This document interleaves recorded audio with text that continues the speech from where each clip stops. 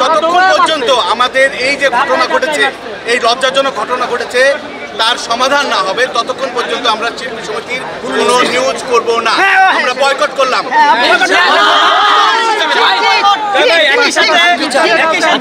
যেসব শিল্পীরা আমাদের উপর হামলা করেছে তাদের বিরুদ্ধে নিউজ চলমান থাকবে।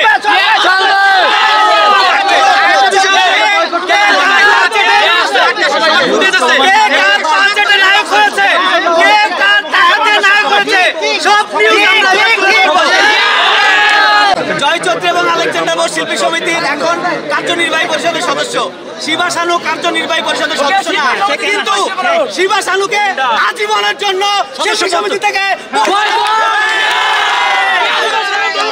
আমরা চাচ্ছি এটা শ্রেষ্ঠ সমাধান, তাই বলে এটা যে ভিতরে গিয়ে আপোষ করবো কথা বলবে এরকম কিছু না, মাপ চাইতে হবে। অথবা আমরা আসলে যারা ইনজুর তাদের সাথে কথা বলে ওরা আসলে কি চায় তাদের সাথে কথা বলে আমরা ডিসিশন জানাবো। আমরা গিয়ে ভিতরে কথা বলবো এটা আমি চাচ্ছি।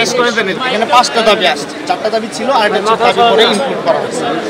1 নম্বর হচ্ছে যারা আহত হয়েছে নাচের ঘটনায় সাংবাদিকের পক্ষ থেকে তাদের চিকিৎসার ব্যয়ভার গ্রহণ করবেন, খোঁজ খবর নেবেন, এটা তো স্বাভাবিক বিষয়।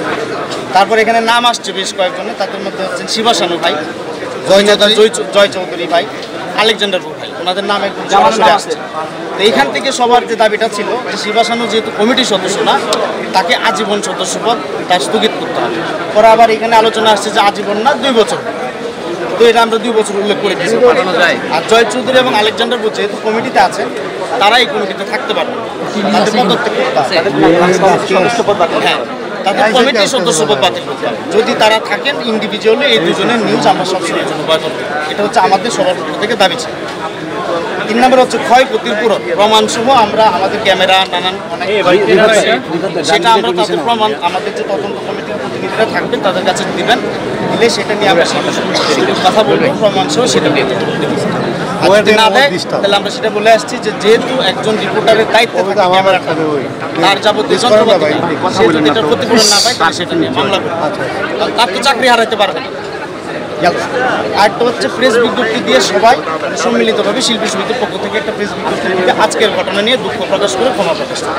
লাস্ট যাদের বিরুদ্ধে প্রমাণ পাওয়া যায় নোটিশ দিয়ে তাদের বিরুদ্ধে যে কোনো গণমাধ্যম চাইলে মামলা করতে পারবে।